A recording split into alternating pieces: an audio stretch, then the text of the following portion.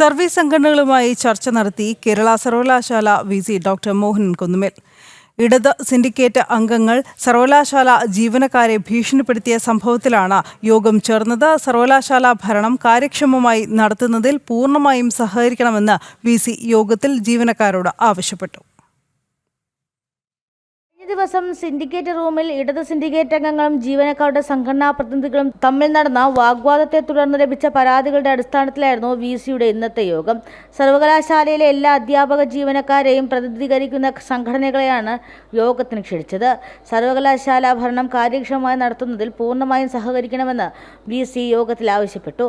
Congress, CPI, BJP അനുഭാവമുള്ള ജീവനക്കാരുടെ സംഘടനാ പ്രതിനിധികളാണ് ചർച്ചയിൽ പങ്കെടുത്തത്. CPM ജീവനക്കാരുടെ സംഘടനാ പ്രതിനിധികൾ ചർച്ചയിൽ നിന്നും വിട്ടുനിന്നു.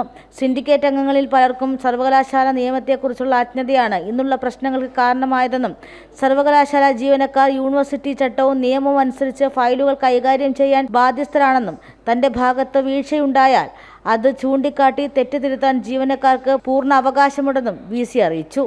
വിസിയും സിൻഡിക്കേറ്റ് അംഗങ്ങളും ഒരു നിശ്ചിത കാലയളവിലേക്ക് നിയോഗിക്കപ്പെട്ടവരാണെന്നും നിങ്ങളാണ് യൂണിവേഴ്സിറ്റിയിലെ സ്ഥിരം ജീവനക്കാരെന്നും നിങ്ങൾക്കാണ് കൂടുതൽ ഉത്തരവാദിത്തമെന്നും വിസി ഓർമ്മിപ്പിച്ചു. സിൻഡിക്കേറ്റ് അംഗങ്ങൾക്ക് പ്രത്യേക അധികാരങ്ങൾ ഇല്ലെന്നുള്ളതുകൊണ്ട് തന്നെ ഔദ്യോഗിക കാര്യങ്ങൾ അവർ നൽകുന്ന നിർദ്ദേശങ്ങൾ അനുസരിക്കേണ്ട ബാധ്യത ജീവനക്കാർക്കില്ലെന്നും വിസി ജീവനക്കാരെ അറിയിച്ചു. ഫയലുകൾ കൈകാര്യം ചെയ്യുന്നതിൽ ബാഹ്യസമ്മർദ്ദങ്ങൾ ഉണ്ടാവുകയാണെങ്കിൽ തന്നെ നേരിട്ട് വന്നറിയിക്കാൻ ആരും മടിക്കരുതെന്നും യോഗത്തിൽ വിസി പറഞ്ഞു. ജനം, തിരുവനന്തപുരം.